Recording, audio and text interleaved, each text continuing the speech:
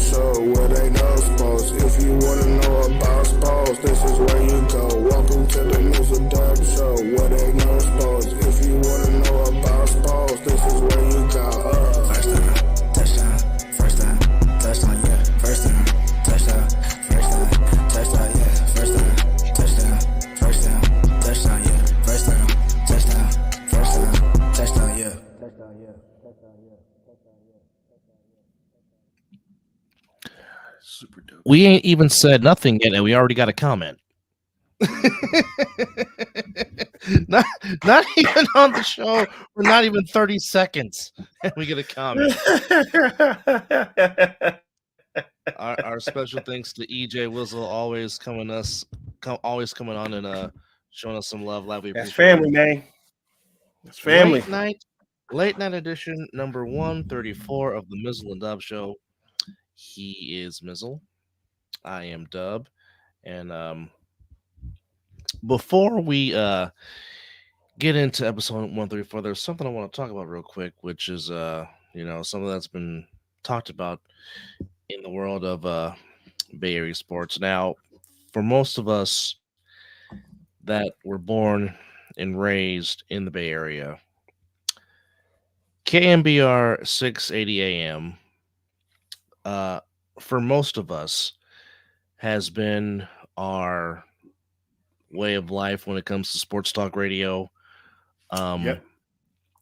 From Pete Franklin to Gary Radnich to the late legendary Ralph Barbieri, to Damon Bruce to Tom Tolbert. List goes on and on. But for a lot of us, the staple of KMBR for almost 2 decades has been waking up, taking our morning commute to the Murph and Mac show.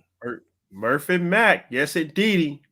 And this past weekend, Paul McCaffrey, Paulie Mac, was let go from his duties on KMBR. So Paul McCaffrey didn't even get the chance to say farewell to his viewers on air. Obviously, Brian Murphy has been off the air, but Murph on his Twitter said he was coming back on Monday, and I'm pretty sure Murph will say his feelings. But for a lot of us that have grown up listening to KMBR, now, of course, us being Giants fans, it's been the flagship station for many of years. For a long time, it was the flagship station of the Warriors.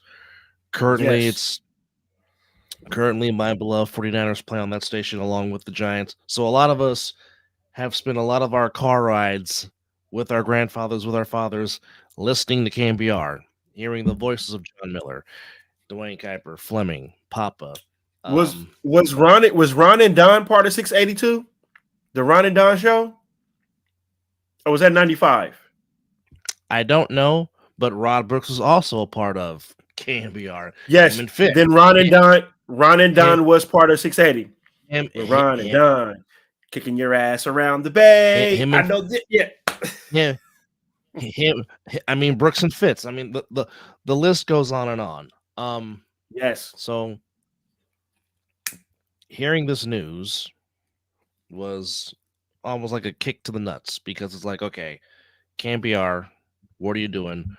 If you're trying to lose us, your loyal followers that have been with y'all for a long time, you're well on your way. Because I did like that. I did not like that they broke up the Razor and Mr. T when they let go Ralph Barbieri and Mr. T. And since then, Ralph Barbieri has passed, and he was a big Homer for Giants fan. I didn't like the fact that they let Larry Krueger go, because Larry Krueger was good with Gary Radnich. And of course, Larry Krueger was a big part of the Niners postgame show. Of course, Mizzle and I are huge fans of Damon Bruce. Bruce is doing, and now Damon Bruce is doing his own thing, his own podcast thing on his own page, which you can find him in there. So, like I said, sports talk radio has been a staple for us for a long time, and I know a lot of sports personalities are doing a lot of podcasts.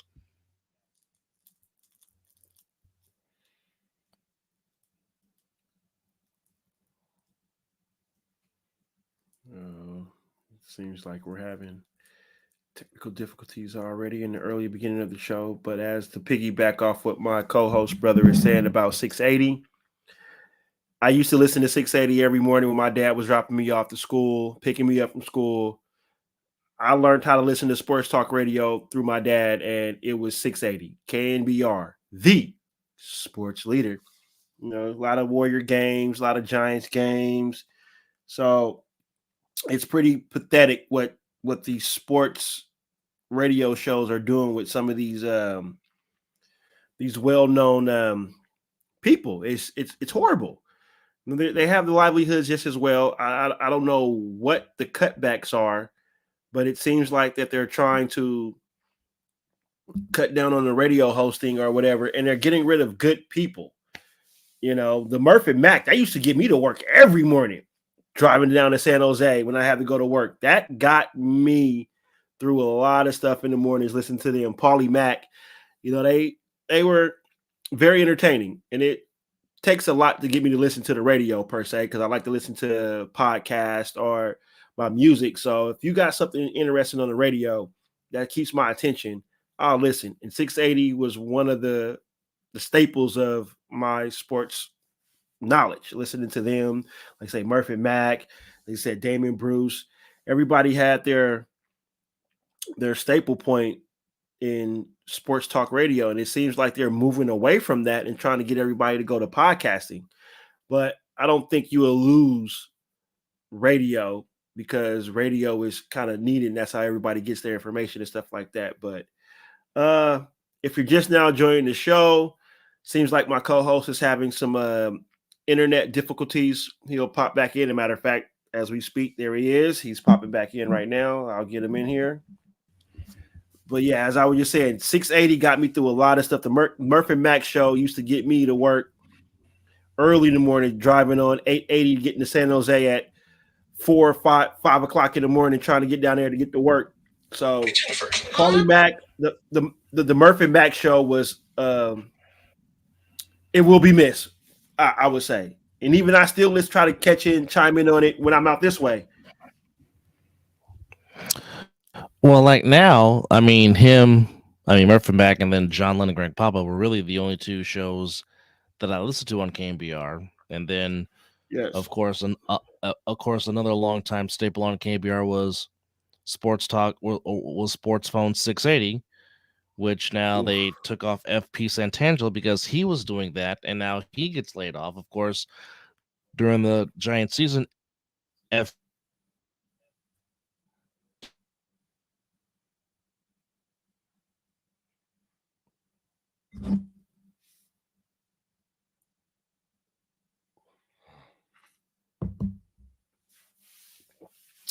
Well, it seems like that we're going to have a big fight with technology today on the show. But to piggyback what I was getting at, yeah, matter of fact, I believe that I was on 680. I can't remember what sports talk. So, matter of fact, you were in the car. We were parked in front of the Pease house, sitting in the driveway, and I believe I called 680. I can't remember what show I was talking about, but I called about and talked about the Raiders, if I'm not mistaken. Now, normally after midnight, at that time, KNBR would play ESPN Radio all night long. And Jason Smith, when he was at ESPN Radio, did the late night show before he moved to Fox. And yes, you were talking about how you want to experience a college game, and then you were talking about why the Raiders are not giving Randy Moss the ball. But the bottom line is he was on KNBR 680 making a phone call. When I think about Murphy Mac, I think about the years the Giants won the World Series and how Murphy Mac were a huge part of that, because as you know, Brian Murphy was a longtime Giants fan. Actually went to UCLA like Brandon Crawford, and he got his degree. Actually, I think Murphy used to be a beat writer for the Giants before he got to KNBR, if I'm not mistaken. But I mean, it's just you try to have stability and have staples, because you know the Bay Area market is a very competitive market. And and then I was listening to Bonte and Butcher Boy, the other morning show on 95 in the game, and even Bonte and Butcher Boy gave kudos to Paulie Mack for his contributions in this business. Because I mean, an 18-year run, that's a long time, especially in the market that is the Bay Area, as diverse as it is. But for two guys like Mizzle and myself that grew up on KMBR, we definitely want to give Paulie Mack his flowers, and realize that he is just as beloved as everybody is with the Giants. And damn right. I know Paulie Mack will bounce back on his feet, but I also feel for Murph because, like I said, that's a tough. And damn, that's a tough. So what does that mean for my guy? You know how I feel about Dan Dibley. What? Because he was always a special guest on the Paulie Mack show. And you know how I feel about Dan Dibley. I don't know. Yeah, you do love you some. Well, shit, I'm still mad that they broke up Lorenzo Neal and Dibley because that made my morning. Yes. Yeah, yes. Those two going back and forth. Yes. Heck, what do I know? We just do our own sports show. That's all we do. We know nothing. But can't nobody fire us, goddamn it. No. So as long as we're doing our own stuff, you will always get the Mizzle Dub Show. But yes, there was a couple of championship games that took place in college football, and the rematch did not disappoint. But first off, as a segue, the little kid in me is quite sad because, of course, me growing up in the Pacific time zone, and more specifically growing up in the Bay Area, watching the Pac-10 back then and now the Pac-12 was a staple. Because, like I said, here this was my Saturday. If I wasn't watching a cartoon, or if I didn't have a baseball game during the football season, it was watch cartoons, then watch WWF Superstars at 11 on KTVU Fox 2 with Vince McMahon and Jesse the Body Ventura, and then on Channel 7, KGO Channel 7, was Pac-10 preview. If there wasn't an early college football game doubleheader on ABC, and then it was Pac-10 preview, and then whatever your Pac-10 game was. That was the staple for a very long time. And some of this is on Larry Scott, the former commissioner of the Pac-12, which, they got a Pac-12 network, but you can't really watch the Pac-12 network because they didn't want to make deals with whomever providers wanted to make deals with, and then just bad deal after bad deal after bad deal, and now you have USC and UCLA going to the Big Ten. Nothing says I don't see that working out very well for them. I nothing the Big Ten. Whew. Nothing screams specific. Nothing screams specific like two LA teams going in the Midwest in October to play a college football game in a conference game in the snow. In the snow. Get the hell out of here. In the snow. Nothing says specific like two Bay Area teams going to play in the Atlantic Coast Conference, which is in the Atlantic Ocean, which is in the East Coast. Now, in Mizzle's case, that makes him happy because every 2 years he can go watch his Florida State Seminoles play in Palo Alto or Berkeley. So, I mean, that's one advantage for him that he gets to have. We all know that's not my goal to see my nose. I would love to see my nose in Tallahassee, but if I can't get to Tallahassee to see him, I will damn sure make the trip to Berkeley because I am not going all the way down to Palo Alto. Fuck that.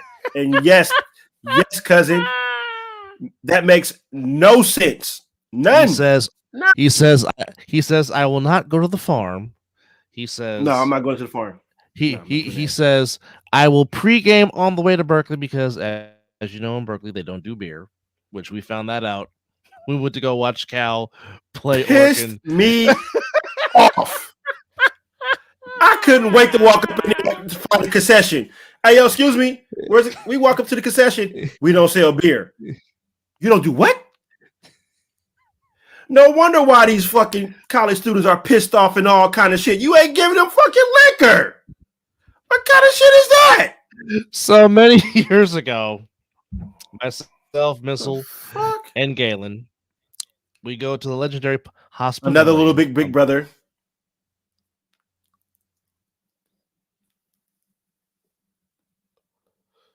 Oh, don't freeze on the story. Don't freeze on the story because he's about to break it down. Yeah. So if you ever decide that you want to go to the Berkeley to watch any kind of sports there, make sure you hit the parking lot, get your drink on before you get up in there, because you ain't getting nothing when you up in that piece. And I guarantee you, once he comes back, I guarantee you he'll mention something about Asian night. Watch. I promise you he will say something if he's not already trying to chime in and watch while we're sitting here talking right now. But yeah. You know what, cousin? I really don't know why. I can't call it. It's weird. But I don't know. I don't know. Okay, so go ahead, Dub. We're gonna try to tell the story again. So I'm gonna go. say this is about 2017ish, 18ish. So we get tickets to go watch Cal play Oregon, and Oregon at this time is ranked in the top 25. Ranked. So yeah, it's myself, Mizzle, and Galen. So we get there in about 20 minutes because Galen drives like a madman. So first off, we go to this fantastic pizza place, which is not even there anymore, which is sad. But fat slice, some of the best pizza you will ever have in life. It was fucking fantastic. right. So of course, Galen fat and slice. Mizzle and Galen get their beer. So we walk to House Pavilion, of course. Yes. Many great players have played in that building. Leon Poe, Tony Gonzalez, the great Jason Kidd, Lamont Murray. The list goes on. Names galore. Yeah. Of course, the court that Pete, the legendary Pete Newell built. So we get inside the gym. I know where they're going. They're looking for the bar. They're looking for I need beer. We get to the line. They're looking at like, where's the beer? Where's the beer? They don't sell beer, no liquor. The look on both of their faces when they saw there's no beer, they're like, what? So they reluctantly. Yeah, I'd have snuck in a 6-pack for sure. So they reluctantly were drinking Sierra Mist through the game. And they're like, damn it. The minute we get out of here, damn it, we are going to a liquor store. And damn it, we are getting some freaking beer. But nonetheless, that particular night. Got beer too. Needless to say. But on that particular night, we saw the talent that he is now with the Boston Celtics. We saw Mr. Jaylen Brown. Brown. He torched the Oregon Ducks that night in Berkeley. And this was, I think, it was an ESPN game, so it was live. So it was. It was. So, like, where we're sitting at, which was a good view, I'm like, that looks like Bill Walton. And it was Bill Walton. Needless to say, the big redhead, the legendary Bill Walton, the legendary UCLA Bruin himself, was there. But like, it was a fantastic game. Cal wins the game. And then, as we're leaving, and Cal is playing the fight song, then their next home game was Saturday against Oregon State. And then you hear on the loud screen, come to Asian night on Saturday afternoon. And Miss was like, oh. He's like, damn it, why? Okay. Now, as I said while he was frozen, I said he was going to mention that, which he did, because I know my brother. So this is before the wifey. I am infatuated. I love the Asian culture. I love everything about their culture. They're awesome. And which is why he lived in Vegas for a long time. Stop it.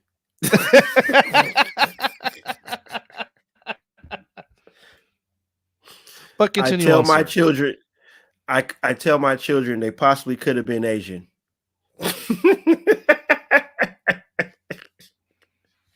But nonetheless, yes, I was really upset that it was Asian night, and we picked the ghost, but seeing Jaylen Brown before he went pro, that I'll never ever forget that, because what he's doing in the NBA now is what the hell he was doing in Berkeley. So I'm not shocked what he does on the court.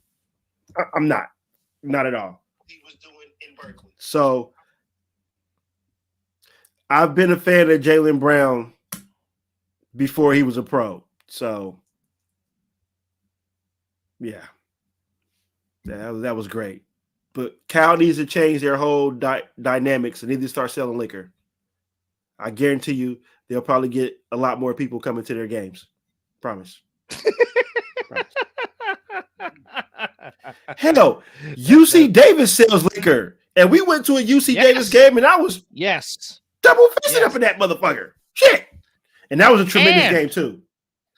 And we got free pizza because they beat the shit out of Idaho. They sure the fuck did. And I think DeAndre got a picture with Gunner. I think that's their the mascot. Their mascot. The Aggie Gunner. Yeah. The Aggie Gunner. Yeah. No, I saw the very talented Keelan Doss catch a couple of touchdowns in that game. We sure did see Keelan Doss. Yes, indeed. See, we didn't see some before they even got in the league. Yeah. Which also, kudos to Dan Hawkins, who is stepping down as a UC Davis head coach. Yes, he did some fantastic. I mean, he is still going to be a part of the program, just not in a coaching capacity. But okay, just want to give his kudos to him because he did. And you know why he's saying that capacity, because they got some recruits coming in that wanted to play for him, and now that he's stepping down, they want to make sure that recruits that they got continue to still come to UC Davis. Like, hey, he's not coaching, but he is still on the staff. He is there. But even though that football stadium only seats 10,000, that's about one of the best looking 10,000 seat stadiums you will ever want to see. Like, that is nice. What's crazy? For how long did I lived in Davis? When we went to that game, that was my very first time ever stepping up into that stadium. I've driven past it, been around it, but that was my first time inside that stadium ever. And for how long I lived in Davis. Yeah. Lived there for almost a decade. Didn't even go see it. And still ain't seen the Causeway Classic yet. I'm so slap my own damn self for that. I got to see that Causeway Classic because I know that's good football. Well, 2024, it will be in Sacramento. As this year, the Aggies won by 10 over Sacramento State, 31-21. So I think the actual trophy is like actual piece of the Causeway Freeway. Mm-hmm. It is. Now, watch they put that game on my weekend to work. Watch. That's how it goes. Yeah. It's like, really? But back to the game. There was a fantastic indeed Pac-12 championship game. The Washington Huskies get by the Oregon Ducks by 3 points, 31-34. In the first half, it looked like Washington was going to blow the doors off at Oregon, but Oregon got back in the game. They got within 10 at the half, 20-10. Oregon took their first possession, got in the end zone. Actually, Oregon at one point took the lead in this game, but in my opinion, I think Michael Penix Jr. Just solidified himself as the Heisman Trophy winner in 2023. Are you doing that? Are you doing that? Are you crowning him right now? What I saw, give it to him right now, in my opinion. I mean, because now Washington is all but assured of going to be in the playoff because they came into the game ranked number 3. So obviously them getting the win. I don't see anybody booting them out. No. Wait, hold on. Don't you dare say that. Don't you dare say that. Because you know who will get, you know what team would boot them out? Well, hopefully that does not happen. Okay, so are we on the same page with the team then? You know what I'm talking about? because hopefully Uga will sink its paws into some elephant meat and Thank you very much. And that's why you see. hunker down in Atlanta, Georgia. Because yes, my Bulldogs are playing the Ladies and Crimson Tide. gentlemen, what you guys just witnessed was the knowledge and the bond that me and this man then built over these years. I didn't say the team. I didn't single-handedly say the team, but my brother / co-host knew who the hell I was talking about. And you damn right. I hope your Georgia Bulldogs just run wild on them, because you know if they beat your Bulldogs, the way this committee is, they will find a way to put Bama in it. You and I know it just as well. And we ain't even on the committee. No. We ain't even on the ESPN. But we know Bama beats Georgia. and not, I'm not foreshadowing this to happen, but and think about it. My nose lose because our backup quarterback may not play. So we go on the third string quarterback. Well, as of right now, well, the last time I checked, Roadblock, or forgot his doggone name, but Tate is Rodemaker. Roadmaker, yes. Roadmaker is a game time decision. Hey, wait, hold on. Wait. Don't this sound like the name that the coach from the movie Rookie of the Year on the kid? Rodenhausen. Rodengardner. Golly. Oh, good Lord.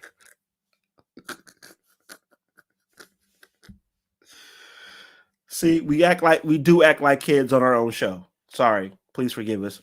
You know, we'll get back on task. But we're just a bunch of kids that love to talk sports and bring up other stuff. As we're continuing to see that my brother is having very, very, very bad technical difficulties with his internet. Excuse me. And if you just joined us, before we got to the college football recap, we were discussing about what's going on with 680 KNBR in the Bay Area with the firing of Murphy Mack. We didn't too much appreciate that. I don't like it. He didn't like it. And we were just getting to Washington beating Oregon in the last Pac-12 championship game.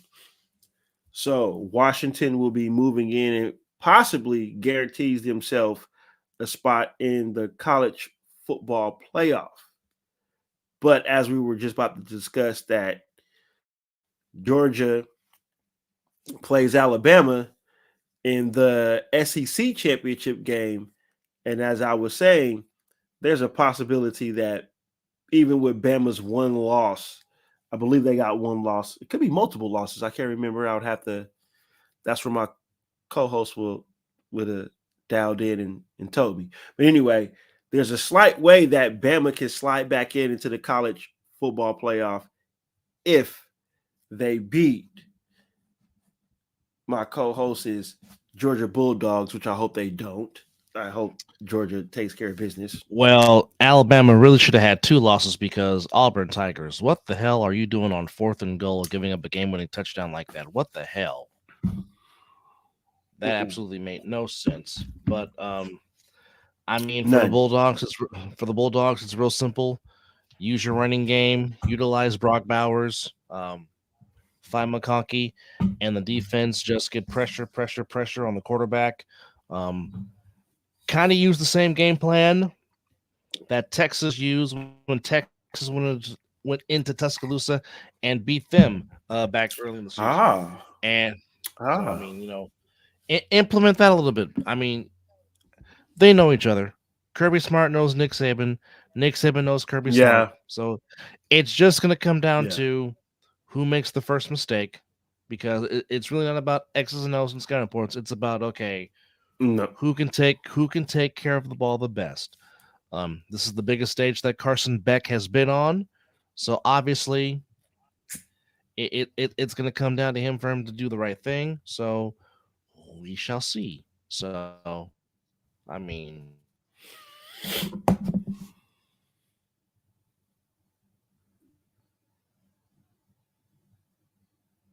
big win over Alabama to maintain their spot in the college football playoff. Earlier in Conference USA play, Liberty, ranked 24th in the country, gets the win over New Mexico State, 49-35.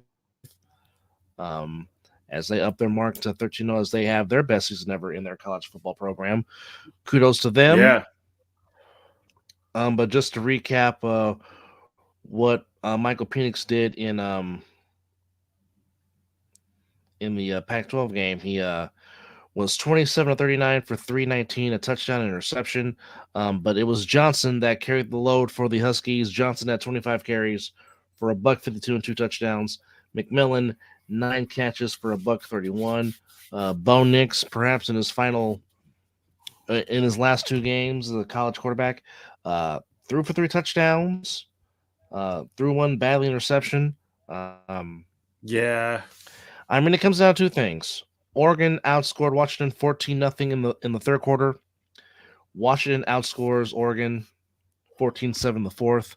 That was the difference because, like I said, Oregon had a brief 24-20 lead, but the Huskies marched back down, took the lead back, never looked back, came to good. So as we go down the line, we just talked about Georgia, Alabama. In that game, it's going to be as even as possible. Are you guys under the lights? Can Or is that going to be the day game? No, that is its usual 1 p.m. time slot on CBS. Oh, I get to watch Now, if it was Let's playing on go. ABC, possibly, yes. So again, it's can Georgia get pressure on Milroe because Milroe has been playing a lot better since Saban has made him the guy at quarterback. Indeed, indeed, he has. And go figure, he started playing a lot better after the ESPN story. Of course. But, I mean, him and Beck have basically took care of the ball because they each only have 6 interceptions on the whole season. But, again, like I said, Edwards and McLean, who can get the ball better running there. And, of course, feeding Brock Bowers would help your chances as they're giving Georgia -5 in this game. The final Big 12 championship game, as we know it, pits Oklahoma State at 18th ranked and 9-3 on the season against the Texas Longhorns, as they are number 7th in the country and are 11-1. How ironic that Texas won the very first Big 12 championship in '96, and as they leave to go to the SEC next year, they will try to win the last Big 12 title against the Oklahoma State Cowboys. Whoa. So you mean to tell me we're going to get a lot of Texas versus Alabama and LSU? Is that what we're about to start witnessing now? And sprinkle in Auburn? Is that what's going on right now? So Texas ain't playing around, huh? Okay. Bring it on, Texas. Yes. It sucks. I don't like it. I'm tired. I'm tired of these super big ass conferences giving you 18 teams. I'm just like, no.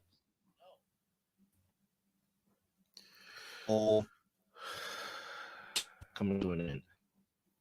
Yeah. And they are giving Bevo -15. Whoa. Yeah, that's a big that's a big line. -15. Yeah, that's a very, very, very, very big line. Yikes.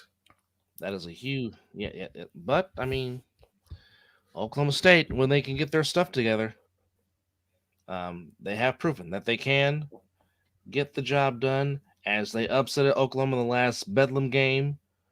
But I do expect Bevo to do Bevo things. But we shall see. Hook 'em. No, I agree. Texas should win. And that will put them in a nice New Year's Day bowl should they get the win. Which again, that would really Ooh. put the Texas program.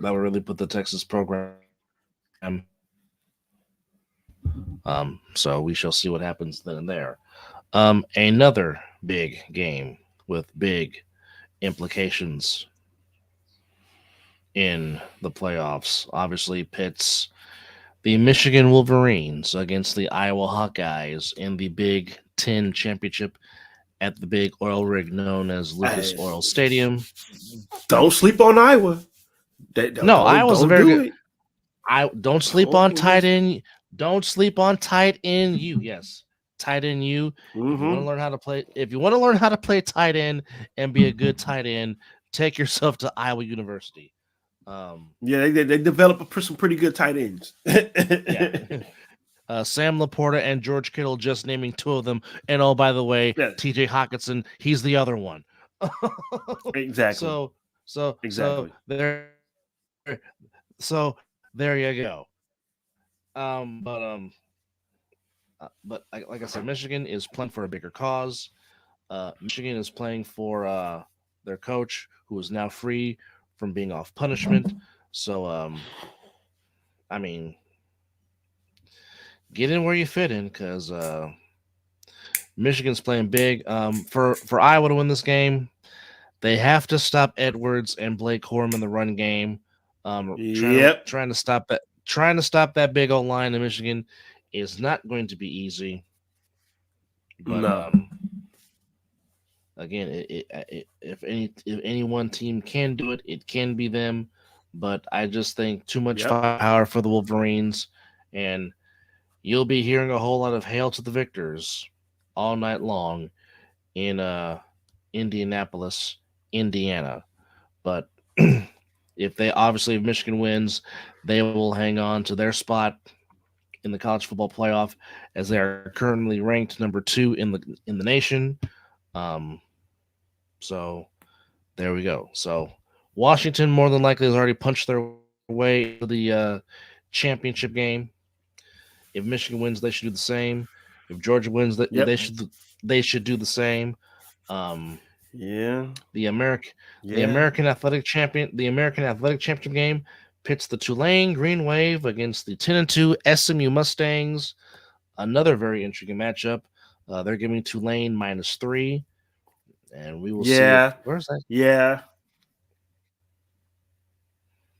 that sounds about right.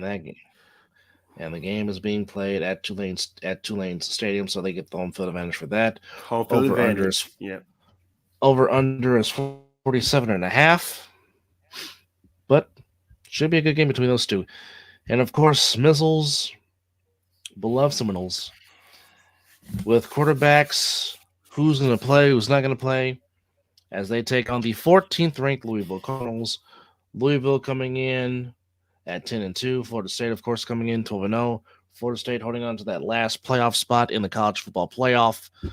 But Mike Norvell is telling his team, next man up.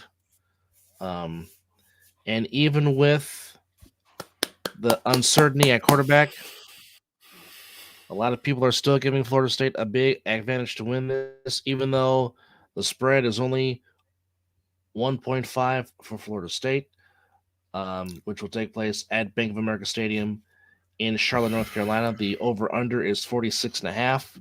So if Roadmaker does end up playing in this game, do you lean heavily on Benson and the run game, or do you try to let the young man do what he did against Florida last week?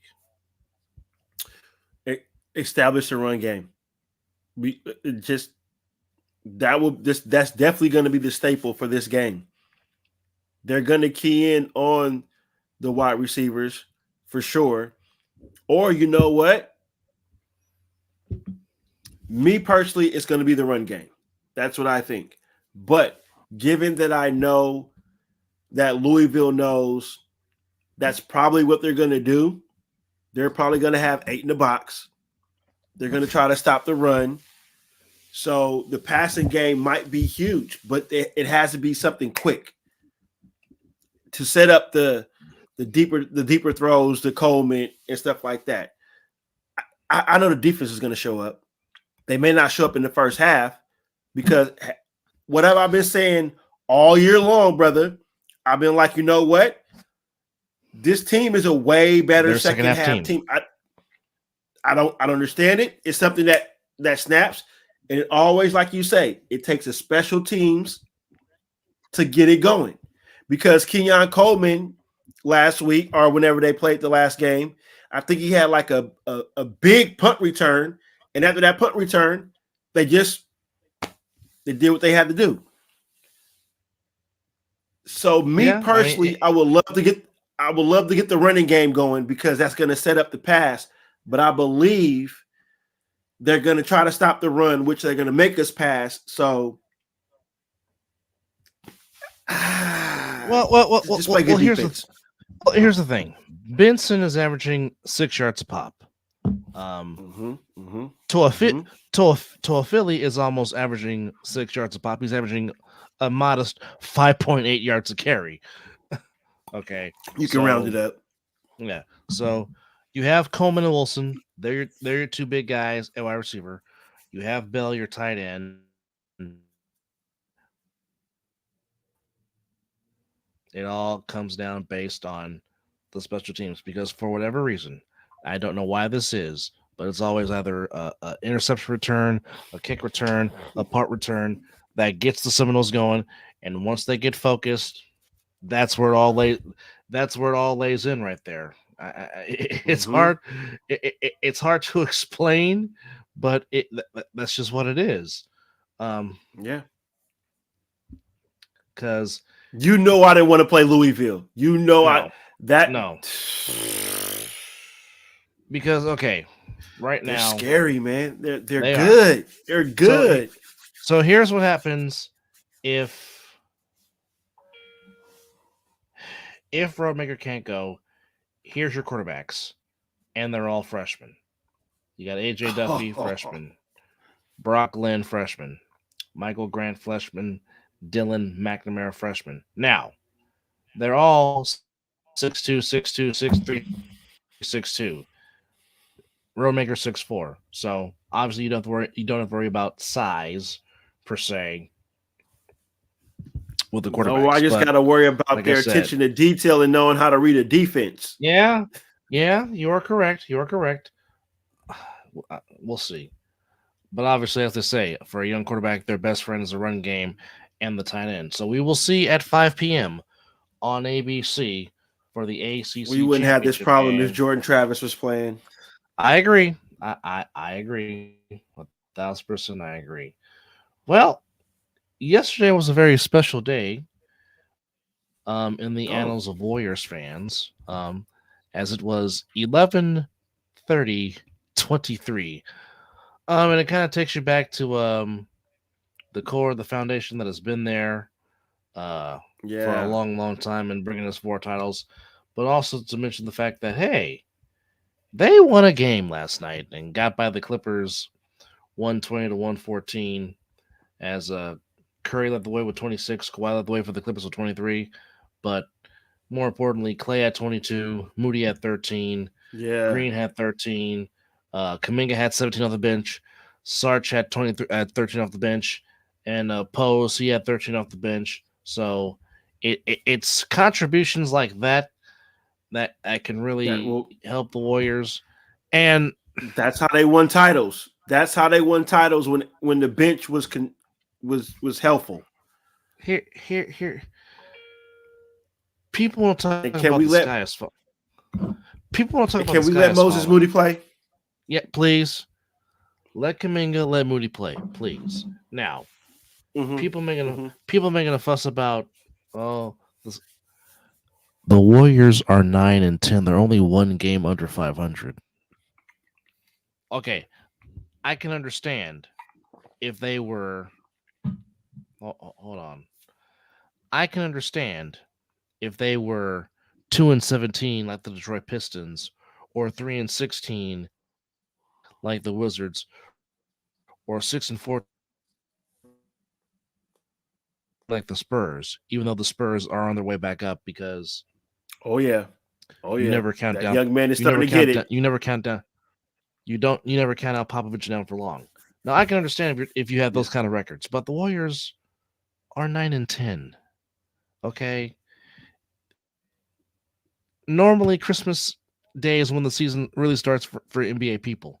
Okay, now with that said, and I really don't know why we're going to talk about this crap, but let's just give the recap today for the NBA for its purposes.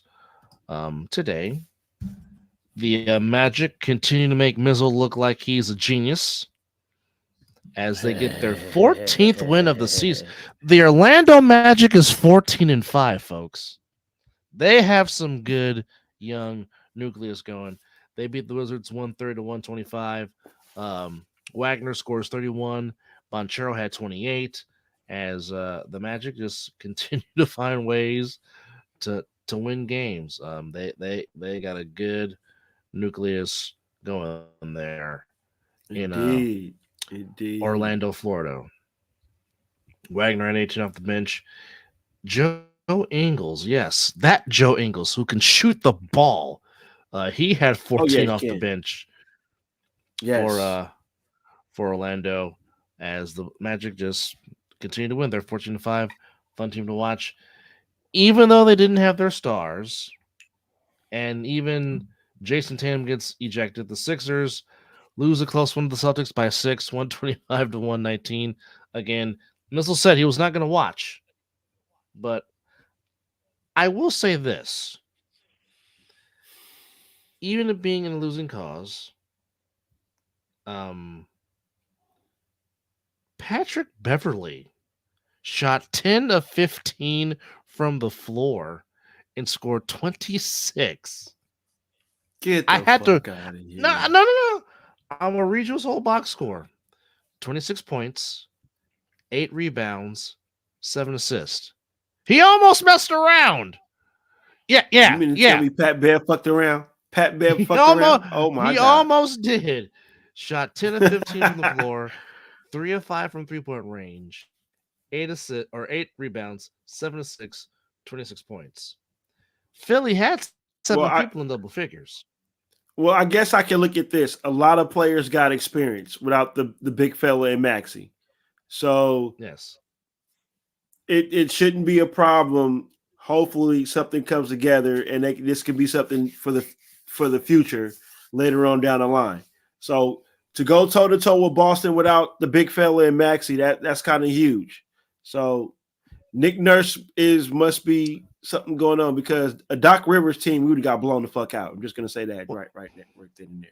Yeah, that's just, yeah. We're just gonna Tom Sula that because oh no big fella, no Maxi. Oh no, that sounds for a set for failure. But for them to go toe to toe with that, and I didn't know Tatum got ejected. I didn't get no notification from ESPN on that. So that means Jaylen Brown and Porzingis? Porzingis should be there. So that was probably what was getting all the points. And I can't think of that dude that get all the rebounds. Williams, is it Grant Williams? I think it's Grant Williams. So hey, it is what it is. They went toe to toe with a team that's supposed to get back to the finals. So but if James Harden and Embiid can just score points in the fourth quarter, they beat Boston last year. But I'm not trying to dwell on what happened back there, back in the past. You just go continue to focus on it now. So for them to go toe to toe without the big two, that's awesome. I'll take that. Well, here's the thing, and this is credit to Nick Nurse. Philly's been drama free ever since that person decided he wanted to go back home to Los Angeles and play for the Clippers. It has been drama free in Philadelphia, and you see this team playing together. Hence why they're off to a 12-7 start to start the season. Same record for the Knicks Not as the bad. Knicks as the Knicks get the win in Toronto, 119 to 106. As the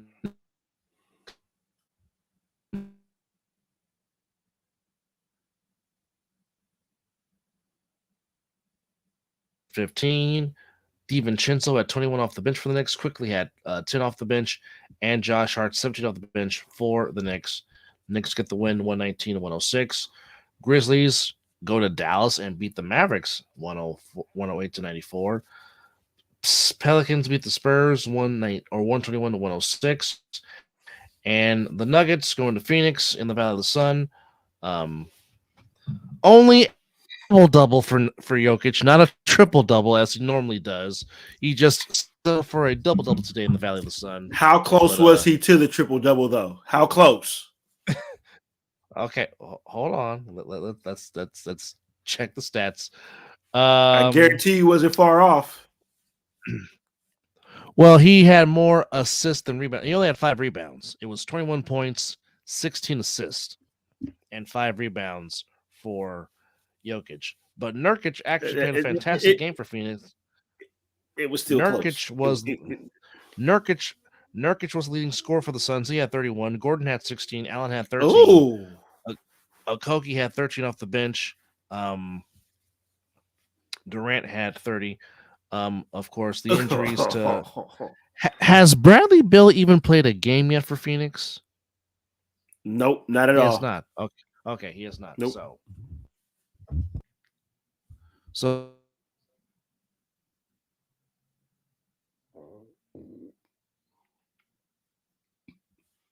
I can imagine when Bradley Beal decides he wants to play. Yeah. The Suns had all their starters in double figures, and Strother had 11 points off the bench. And that is your recap for the NBA here in Friday. So, where is it? I need to find the tournament bracketing thing here, as we're gonna reluctantly talk about this doggone in-season tournament. In-season tournament. Well, I know the Kings and Lakers are in it. Yes. Boston's in it. Indiana.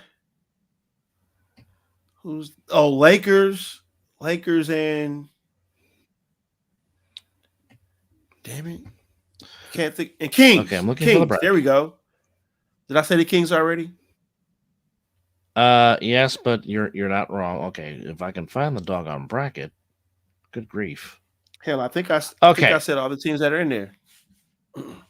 Okay, so here we go. Okay, in the East, you have the Bucks, Knicks, Pacers, Celtics. There we go. In the West, Suns, Lakers, Kings, Pelicans. I forgot about this. Whoa. Yeah, the Pelicans. Hey, you know what? Hey, watch this. Watch the Pelicans win it all, and that's about the only thing they'll win.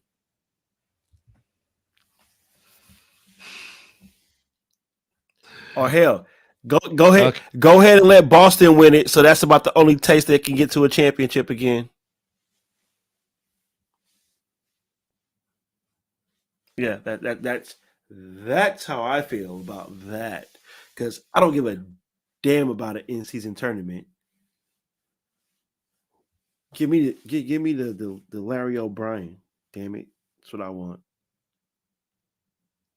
Sixers or Warriors to host that trophy.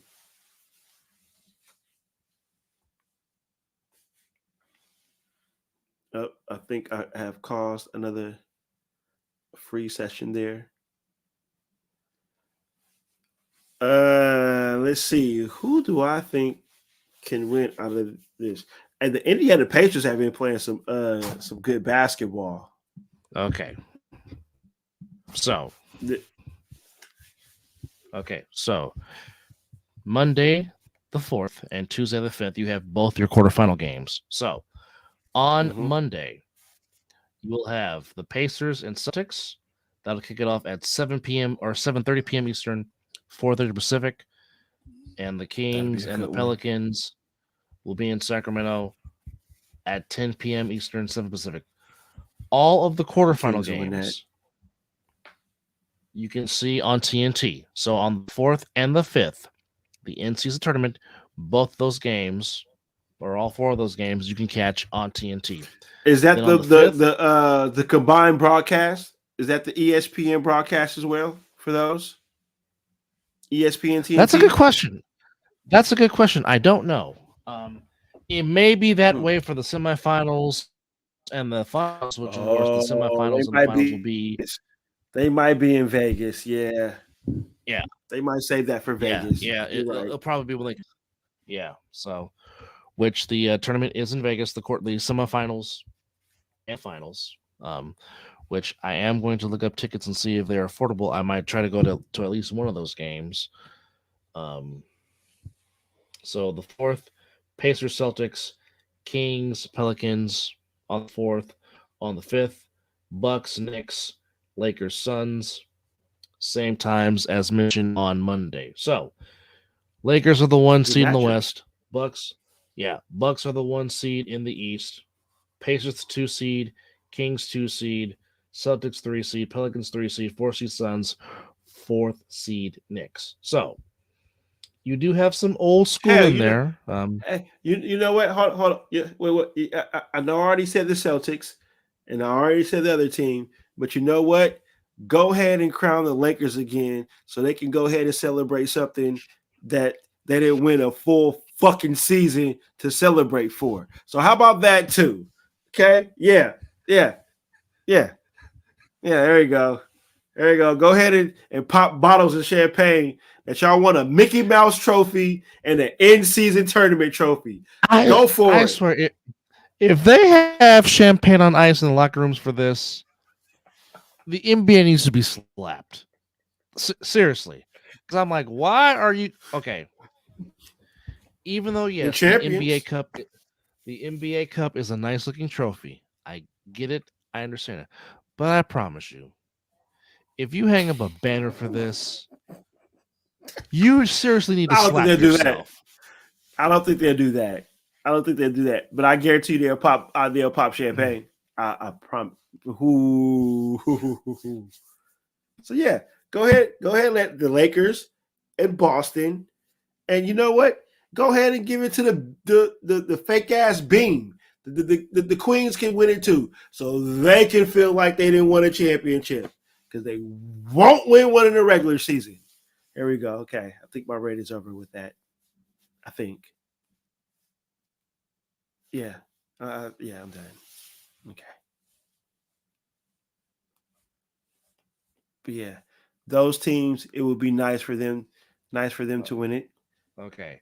And one more college game we forgot to talk about was the Mountain West Conference title game between UNLV and Boise State. Forgot about that. Yeah, the computers gave it to UNLV, so UNLV will be at home against Boise State. I'm hoping the community comes out for that particular game against Boise State, and they pack that thing. UNLV been playing some tremendous football. They've been playing some tremendous football. Yes, they got to. Yes, they have. And Coach Odom's son, who plays at Faith Lutheran, a high school out here, has committed himself to UNLV to play quarterback. So that's an interesting take. Because a lot of people kept saying that Odom might take a head coaching job, which I mean, he's earned the right to. But again, my hope is that they can turn this into a consistent thing of winning in UNLV, because there's a lot of high school talent out here, which I know. I've done high school football games, and there is a lot of hometown talent here in the city of Las Vegas, Nevada, when it comes to high school football. So hopefully they can agree with the local kid. I mean, obviously, most local kids, they want to leave home because they want to experience something else. I get it. I understand it. But I'm hoping that UNLV can turn this into a consistency of winning something they have not had, certainly under the football program, but hopefully with Coach Odom, it'll turn into that. Real quickly, turning over to the sweet science of boxing. So Devin Haney decides to vacate all of his titles. which is very, very interesting. And basically, he was calling out Tank Davis out a little bit there. So that is that is very interesting. And then Ryan Garcia throwing some shade on Bernard Hopkins and Oscar De La Hoya in the press conference. Yeah, of I his saw upcoming that. fight. I'm like, whoa, buddy.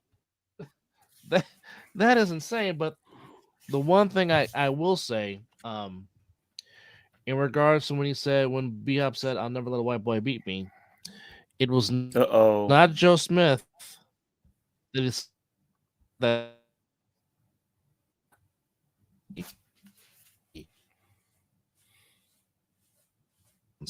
But yes, it is true that Joe Smith Jr. in their last fight did knock B-Hop out of the damn ring. That actually did happen, which was kind of funny. But Bernard Hopkins was, the George Bland of boxing, because the man boxed till he was damn near 50 and was still boxing effectively when he was damn near 50 and still winning titles when he was damn near 50. But his best performance that I've seen B-Hop do was when he embarrassed Tito in the Mecca at Madison Square Garden. If you have not seen that fight, go watch Bernard Hopkins dissect Tito, which you never saw Tito get dissected until he fought Bernard Hopkins. I'm just telling you. But I mean, there is some friction. You talking about Trinidad, right? I am talking about Trinidad, yes. When you know how chopped I feel him about down, Trinidad. I know you. I know you love me some Tito. I know you loved it when in the corner Senior would slap Junior, talking about hey, andale. And then he would slap Tito in the corner, and that woke up Tito. And Tito got, of course, my favorite moment with Senior and Junior was when he fought Fernando Vargas. Tito in the early rounds. Tito in the early rounds was getting the better Fernando. Then El Feroz came back in the middle rounds, was getting the better Tito. Then you go into the corner with Tito Sr. and Tito Jr. And Tito was in the corner. And of course, you got, the translator trying to translate, but, Senior's talking too fast. Talking about, andale. And just, I'm like, why is he slapping his son? Oh, now I know why he slapped him. And then Tito finishes Vargas in later rounds. But I mean, yes, it was almost like Angelo Dundee when Sugar Ray Leonard fought Tommy Hearns for the first time, and Dundee's like, "You're losing it, son. You're losing it." Mm-hmm. But there we go again, dropping knowledge. Just showing our greatness of how we've been watching boxing for a long, long time.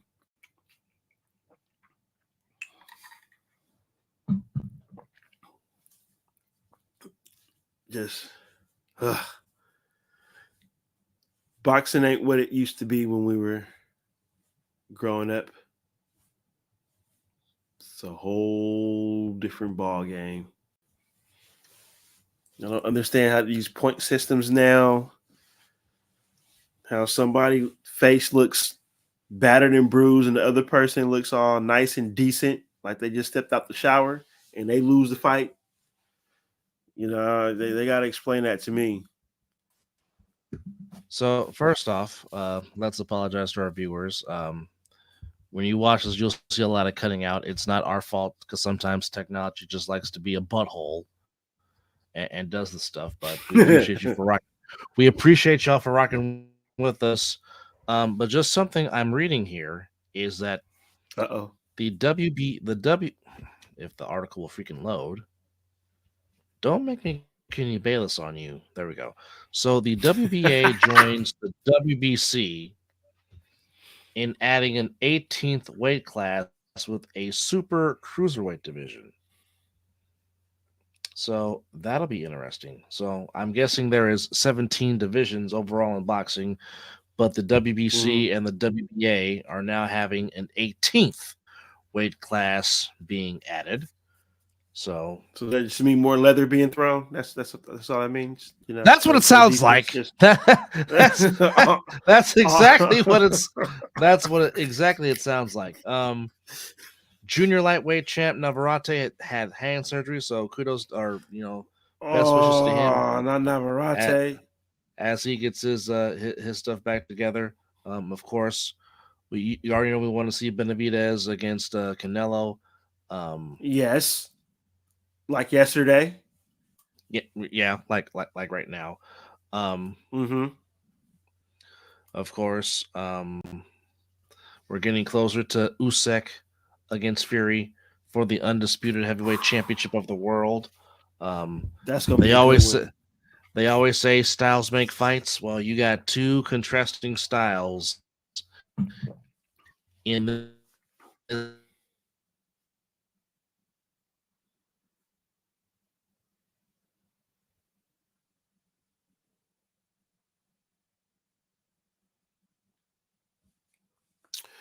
I believe that Benavidez. Fury, man, he's something special. That guy can really box. It's just something about his style that is just. I wouldn't consider that he has a style. I think he just comes in there and just throw punches. You know, like Will Ferrell in the movie Semi Pro when he was fighting that bear, just coming in with crazy fists. You know, man, but he could take a punch. Because Wilder knocked his ass down. I'll tell you that. Wilder dropped him, and he got back up, and then he started dropping Wilder. I'm like, yo, what? So them two, that's gonna be a good fight. I'm looking forward to that one. I can't wait for it. Yeah. I really want to see how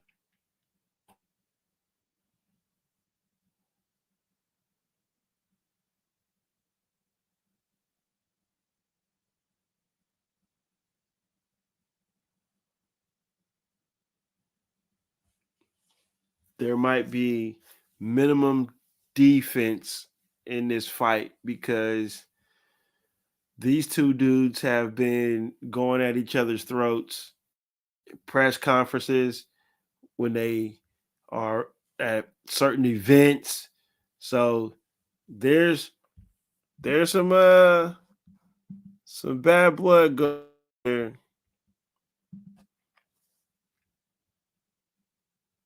I totally agree. You know what? I'm a big Wilder fan too, and I've been watching him before he got big time when he was just doing. The moment I said that young man know how to box, he's gonna be something special. And you can clearly see that he's learning how to box, but sometimes he goes back to his old ways where he just start throwing punches and not being an actual boxer with defense and leading with. If that man leads with his jab, and Wilder would be more of a beast than what he is right now. Yeah, if he would stop relying on just the one hand shot with the right hand and actually would use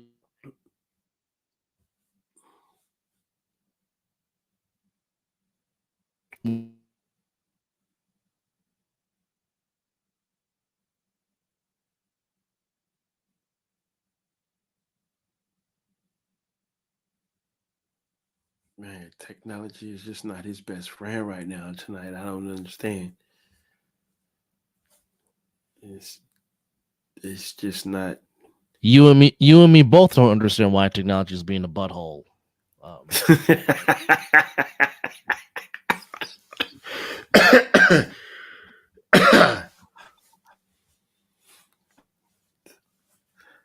It is just not working with us tonight. It finds its ways. But one thing I'll say the devil in a lot. We'll get it going. We'll keep it going. But Wilder just needs to just stick to what his trainer tells him to do, and he'll be pretty much he'll get himself together. I would love to see him and Anthony Joshua go at it. That might be a good fight. But they seem not to, well, one person wants to fight. I don't know what's going on with Anthony Joshua right now. I don't know what his eyes are set on, but a good fight right now will be him and Wilder. Hell, they put that somewhere in the area that I can get to. I might try to go see that one. Them two dudes. Somebody ain't gonna get up if they hit one, and I don't know who. I would just be a boxing spectator and would love to see that fight. They got to make that happen. I don't know what. I think it's Joshua that is not accepting the fight because I believe Wilder is ready for it, and they're both fighting on the undercard of somebody's fight, and that's going to be a huge fight. I can't remember what the main event is, but Wilder and Joshua are undercards on that fight. So just think about that fight. So them two dudes gotta get it together. And don't be like Mayweather and Pacquiao, where it took too long to give us the fight that we've been wanting for years. So that would be awesome. Well, we will also do another recap show about the championship games that we're going to see later on today with all the college football going on and all that good fun stuff, because I'm about ready to give technology the Ric Flair chop and the Yokozuna leg drop, because it is really, really making me mad. But instead of me getting mad, I'm just going to say this. We appreciate our 66 subscribers to the Mizzle Dub Show. We are grateful to you guys, and we are glad that you are finding us entertaining and finding us happy that you're watching the show with us. But we will come back on, and we will do another show later on to recap the other championship games we saw here today in college football. So good luck to everybody that is got a dog in the race in college football with these college football championship games.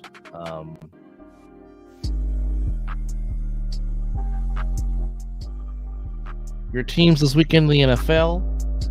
Mizzle's team was on a bye. My team has the big matchup against the Eagles as they try to get healthy and try to go down the stretch and play some meaningful games. We're already in December. It's almost the end of the year. Stop it. Sheesh. Stop it. But there is one good thing about December. Somebody got a birthday coming up. Somebody got a birthday coming up. Somebody does. I wonder who that person might be. But anyway, somebody got a birthday coming up. But we appreciate you guys for hanging out with us on your late Friday night, early Saturday morning. Episode 134 in the books. Again, we apologize for the technological issues. Hopefully that'll change by the time we a new subscriber. Well, 67. Thank you. We appreciate that. Yes. We appreciate that immensely. Thank you very much. Yes, and we will once get this technology issue together to where we can give you a full-fledged free show without skipping from time to time. But yes, thank you guys for tuning in. Thank you guys for subscribing. Again, if your college team is in the college football championship games on the conference, good luck. Good. Oh, okay. Well, we will definitely take you up on that offer. Yes. Thank you. So, with that said, episode 134 is in the books. We'll come back to you later on to recap Championship Saturday in college and NBA and the NFL. But with that said, we're gonna go take naps because Gaming. Oh, I ain't got to go to work tomorrow. Oh, this is Spider-Man 2, baby. He's gonna Spider-Man it.